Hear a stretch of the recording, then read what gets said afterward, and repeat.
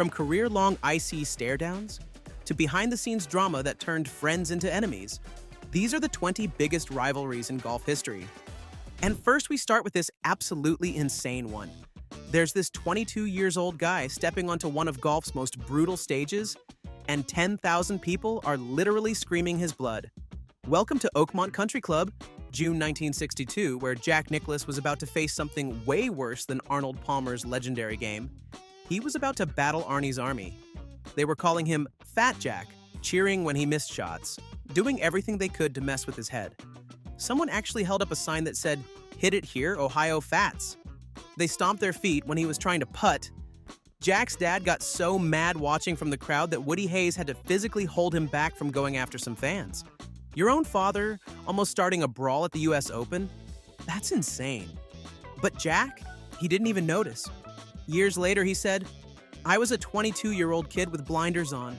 I just went out and played golf." Either he was ice-cold focused or completely clueless about the chaos around him. After they tied and went to a playoff, Jack jumped out to a 4-shot lead in the first 6 holes. The crowd went silent. When it was over, Palmer knew exactly what he'd unleashed. The truth is simple. Jack had the wins Arnold wanted, but Arnold had the love Jack could never get. Golf's greatest rivalry was born in pure hatred. Which brings us to the next. And this one's what happens when silence becomes louder than any trash talk. Meet Bryson DeChambeau and Rory McIlroy and a final round at the 2025 Masters. A really, really awkward moment for all of us. Like, imagine being paired with someone for the biggest round of golf of your life, and they won't say a single word to you. That's exactly what happened to Bryson when he played with Rory in the final group at Augusta. "Didn't talk to me once all day," DeChambeau said afterward. Now, you've got to understand the backstory here. Just 10 months earlier, DeChambeau had absolutely crushed Rory's dreams at the US Open, watching him collapse down the stretch, while Bryson made a miracle par save to steal the trophy. Then there's the whole PGA Tour versus LIV Golf thing. Rory's been one of the biggest critics of players jumping to LIV, and Bryson's one of their biggest stars. DeChambeau seemed genuinely hurt by it all. You could tell the guy wanted some kind of interaction, maybe some competitive banter, anything. Instead, he got the full freeze-out treatment. Turns out it was all part of Rory's game plan. And it worked. Rory finally got his career Grand Slam. But man, those 4.5 hours of complete silence had to be the most awkward round in major championship history. And speaking of mind games, wait until you see this one. Coming in at number 15, we've got one that started with fake money. Tiger Woods versus Phil Mickelson, ladies and gentlemen. And this story goes way deeper than anyone knew. Back in 1998, these two were actually friends, playing a practice round before the Nissan Open. They had a $500 bet going, and when Phil won, he thought he'd have some fun with it. Phil photocopied the $100 bills Tiger had paid him with, stuck them in Tiger's locker, and left a note that said, "Just wanted you to know Benji and his friends are very happy in their new home." Tiger didn't think it was funny at all. And while that prank may have ended their practice rounds for almost 20 years, it was just the spark. The real rivalry played out on the course year after year, major after major, with Phil constantly trying to dethrone Tiger. And while Phil was great, Tiger was just a little bit better. Every single time. Fast forward to the 2001 Masters, Tiger was going for the Tiger Slam, having won the last 3 majors of 2000, and Phil was right there with him in the final group, trailing by just 2 shots. They get to Augusta's 13th hole, and this is where Tiger had been planning his revenge. Phil stepped up first and launched a perfect drive around the dogleg. Then Tiger grabbed his 3-wood and hit this sweeping hook that sailed past Phil's drive by 30 yards. Walking up the fairway, the tension was thick. Phil turned to Tiger and asked if he always hit his 3-wood that far. Tiger, cool as ever, just said something along the lines of, "Usually farther." And that, ladies and gentlemen, is the Tiger-Phil rivalry in a nutshell. Phil brought the jokes, Tiger brought the trophies. That brings us to number 14. And this one has tension written all over it. The 2014 Women's British Open, where Michelle Wie and Stacey Lewis, 2 of the biggest names in women's golf, were taking very different paths to greatness. Michelle Wie, fresh off a major win that year, was known for her towering drives and bold, creative style. But what really caught everyone's eye was her putting stance, the now famous tabletop. Imagine this. Michelle would bend almost horizontally over the ball, eyes locked in with laser focus, and sink putts in a way that looked completely unorthodox, but absolutely worked for her. And then there was Stacy Lewis, the world number one, a perfectionist, a traditionalist, and definitely not impressed.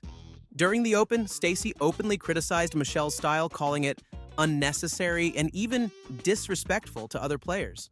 For a top player like Stacy to publicly call out another golfer's technique was a bold move, and not everyone liked it. She didn't outright accuse Michelle of breaking any rules, but her message was crystal clear. In her eyes, Michelle's game wasn't real golf.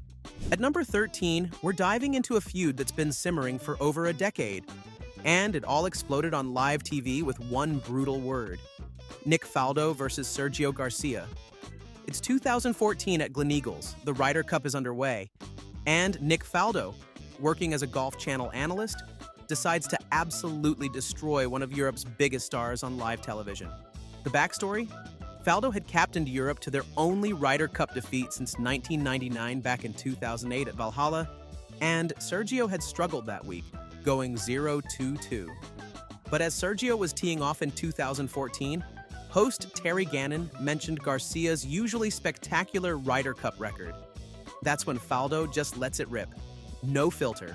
He calls Garcia's 2008 performance useless and throws in a jab about his attitude for good measure. The comments hit hard. Reporters brought it up to Sergio shortly after, and he was obviously upset. But not just him, the entire European team was furious. Yet, instead of firing back in the media, Garcia took a different route. He let his clubs do the talking. Fast forward to the 2018 Ryder Cup in Paris. Sergio plays lights out and becomes Europe's all-time Ryder Cup points leader, surpassing none other than Nick Faldo. And when the broadcasters asked him how it felt, he smiled and said it meant a lot because he had passed some of his heroes that day, and Nick Faldo. That pause, that emphasis, it was subtle but savage. No shouting, no drama, just cold, perfect revenge. Next on the list at number 12, we've got a rivalry that started with one of the greatest matches in Ryder Cup history and ended with the pettiest drama on a practice range. Rory McIlroy versus Patrick Reed, and this story has everything. Let's go back to 2016 at Hazeltine. The atmosphere was electric, with Rory leading out for Europe in Sunday singles and Reed answering for Team USA. These two went absolutely bonkers, combining for 8 birdies and an eagle on just the front 9. The fireworks peaked at the 8th hole. McIlroy drained an impossible 60-foot putt, went nuts celebrating, cupped his hands to his ears, and screamed at the crowd. But Reed wasn't backing down. He buried his own 20-foot birdie putt and gave Rory the finger wag. The place went absolutely mental. Reed eventually won that epic battle 1-up. But you could tell these guys had serious respect for each other. By January 2023 in Dubai, and things had gotten ugly. Reed, now playing live golf, tried to say hello to Rory on the practice range, but Rory completely ignored him. So Reed tossed a live-branded tee in Rory's direction as he walked away. Turns out Reed's lawyer had served him a subpoena on Christmas Eve. Rory was fuming, saying he was living in reality while Reed wasn't. Reed fired back, calling Rory an immature little child and saying the subpoena had nothing to do with him personally. The whole thing became known as Teagate and dominated headlines for days. Coming in at number 11 is a showdown that had nothing to do with trophies or paychecks, but everything to do with patience. Or, in this case, the total lack of it. It's the 2005 Booz Allen Classic at Congressional, and Sabatini, who plays faster than just about anyone on tour, gets stuck with Ben Crane for the final round. The problem? Crane was infamous for his painfully slow pace, and to make matters worse, Rory had been paired with him all 4 days. By Sunday, the tension had reached a boiling point. The two had already been warned and timed for slow play earlier in the round, but by the 17th hole, they were officially off the clock. That's when Rory snapped. After hitting his second shot into the water on the par 4 instead of waiting like most pros would, he just walked right past the green, leaving his partner behind, and headed toward the next hole before Crane had even hit his approach shot. And then it got even more awkward. Once Crane finally played his shot, Rory casually returned to chip onto the green, putted out, and, without a word, strolled off to the 18th tee. No eye contact, no waiting for Crane to finish. Just left him standing there alone on the green with the gallery watching in stunned silence. But Ben handled it with absolute class. He admitted he was slow, said he felt bad about the situation, and didn't lash out once. Number 10 takes us to Augusta National in 2005, where two major champions almost turned the Masters locker room into a boxing ring over something you'd never expect. Phil Mickelson was the defending Masters champion, and he'd recently switched from 6mm to 8mm metal spikes just weeks before the tournament. Seems harmless enough, right? Wrong. Vijay Singh, playing in the group behind Phil, was furious. He kept seeing these huge marks and holes being left all over Augusta's pristine greens. Singh, who was world number 1 at the time, wasn't having it. On the 13th hole, Singh called over officials twice to complain about Mickelson's spikes. But that wasn't even the crazy part. After his round, Phil walked into Augusta's champions locker room and heard Singh talking to other champions about the whole spike situation. That's when Phil completely lost it. Multiple people say Mickelson called Singh a mother and then asked him if he wanted to settle the issue outside. No one turned it into a boxing match, but what a moment. Two golf legends nearly ready to throw hands in the most prestigious locker room in golf over footwear. Number 9 brings us to one toxic feud. And when I say toxic, I really mean it. It all began at the 1999 PGA Championship at Medina. Tiger was 23 and establishing himself as the world's best player. Sergio was just 19 years old, making only his second major appearance as a pro. There, these two put on an absolute show. Sergio was trailing Tiger heading into the final holes when he hit his famous recovery shot from the base of a tree on the 16th. He closed his eyes, swung his 6-iron, then sprinted up the fairway, leaping like a gymnast while the crowd went crazy. It kept him in the fight, but Tiger held on to win by 1 stroke. They embraced the final green, and everyone thought we were witnessing the start of golf's next great rivalry. For a while, that seemed true. But as the years went on, Tiger kept winning majors while Sergio kept falling short. The frustration was building, and it finally exploded in 2013 at the Players' Championship. Sergio blamed Tiger for distracting him mid-swing by pulling a club from his bag, causing the crowd to cheer. Tiger wasn't having it, calling Sergio's complaints unsurprising. But then came the moment that crossed every line imaginable. At a European Tour Awards dinner, when jokingly asked if he'd invite Tiger over for dinner during the US Open, Sergio said he'd have Tiger over every night and serve fried chicken. The room went silent, and just like that, a bit of trash talk turned into a racist reference. Sergio had to issue multiple apologies, but Tiger didn't care at all and gave him the silent treatment. Number 8 takes us into women's golf, right into the heart of a teenage prodigy who was about to face the ice-cold judgment of the sport's greatest perfectionist. This is Michelle Wie versus Annika Sorenstam. We're in May 2007 at the Ginn Tribute, hosted by Annika herself. Michelle Wie, the 17-year-old phenom, is having an absolute disaster of a round, 14 over par through 16 holes. As a non-LPGA member, Michelle was facing the dreaded Rule of 88. If she shot 88 or higher, she'd be banned from all LPGA events for the rest of the year. She was just 2 bogeys away from that nightmare when suddenly she withdrew, citing a wrist injury. Convenient timing, right? The golf world smelled something fishy, especially when her manager had been spotted on his phone earlier, specifically asking about the scope of the Rule of 88. But Michelle made it so much worse. 2 days later, she showed up at the next tournament site to practice for the LPGA Championship. If your wrist was too injured to finish a round, how are you out there grinding on the range 48 hours later? Annika saw this and was absolutely livid. She talked about lack of respect and class. And Michelle just went by, "I don't think I need to apologize for anything." Indeed, the teenage sensation had just disrespected the queen of women's golf in her own tournament, and the entire LPGA Tour was watching. At number 7, we've got a rivalry that split European golf right down the middle. Seve Ballesteros versus Nick Faldo. This was way more than just a friendly disagreement about swing techniques. These were 2 completely different animals competing for the same prey. Seve Ballesteros was the fiery Spanish artist who played with pure passion, while Nick Faldo was the ice-cold perfectionist from England. They couldn't have been more different if they tried, and that's what made the tension grow. During Ryder Cups in the 80s and 90s, these contrasting styles created serious friction. Faldo was all about walking out of the team room with his fellow players on a simple mission of winning a point for his team. No other motivation was needed. That's something he actually said. It was pure, focused professionalism. Sevi? Well, he played with his heart on his sleeve, getting into heated discussions about rules and etiquette. When the methodical Englishman met the passionate Spaniard, sparks flew. It wasn't until years later that Sevi came to Faldo and said, "We had to be friends after being such fierce competitors." Two completely different philosophies about how golf should be played, battling it out on golf's biggest stages. Fire versus ice. Next up is number 6, and this one's about a guy who thought he could wake up the sleeping giant.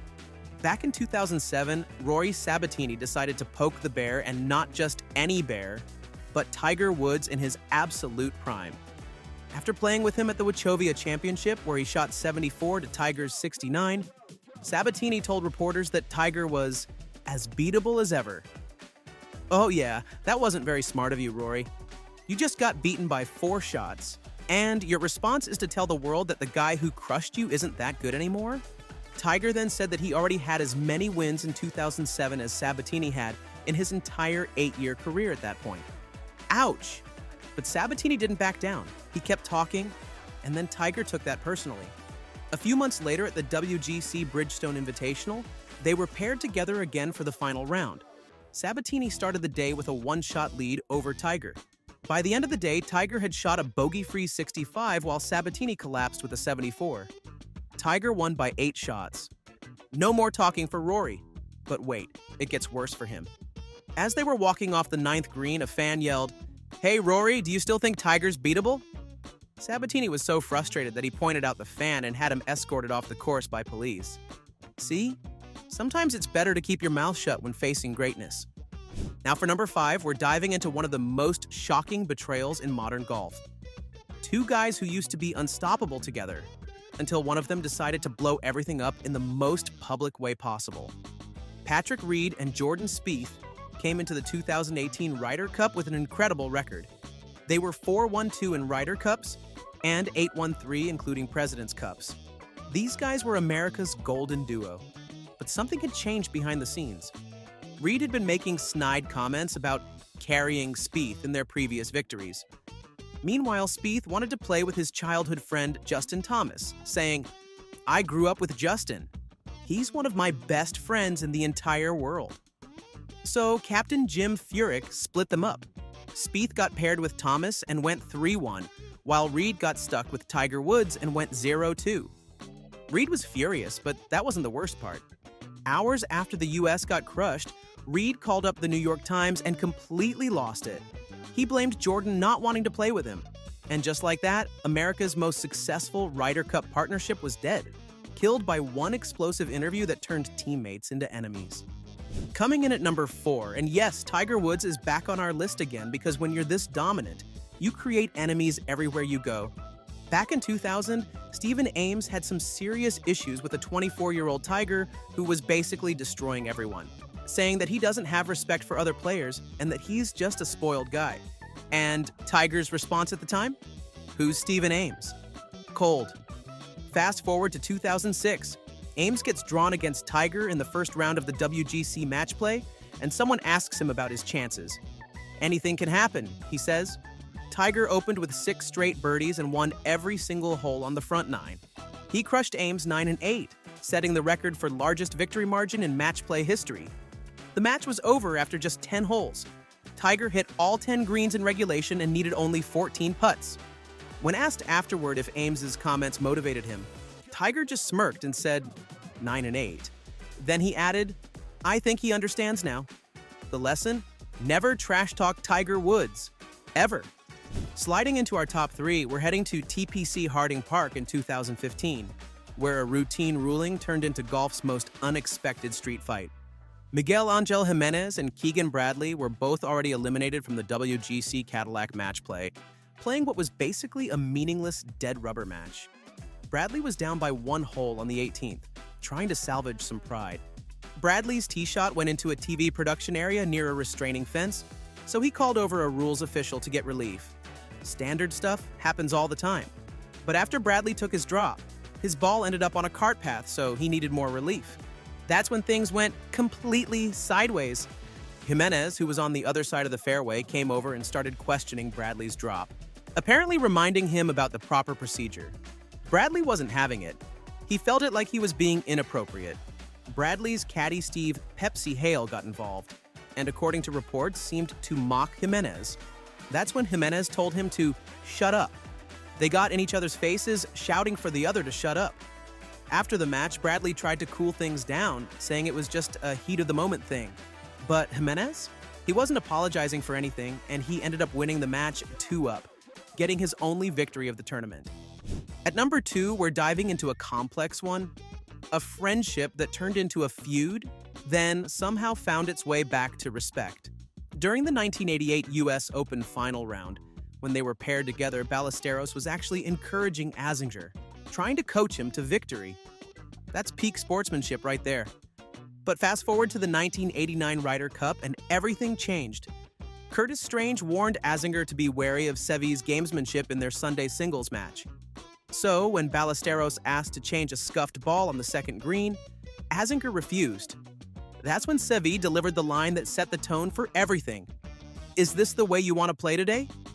For Azinger, that was the moment the game truly began. Things got worse on the 18th hole when Azinger drove into the lake. Ballesteros disputed where Azinger could take his drop, shouting "no, no, no" at the referee. Azinger managed to get up and down to win the match 1-up, but Seve never forgot. 2 years later at Kiawah Island, it got even uglier. Seve and Olazabal noticed Azinger and Chip Beck had switched ball compressions illegally. When confronted, Azinger initially denied it, then admitted to breaking the rule only once.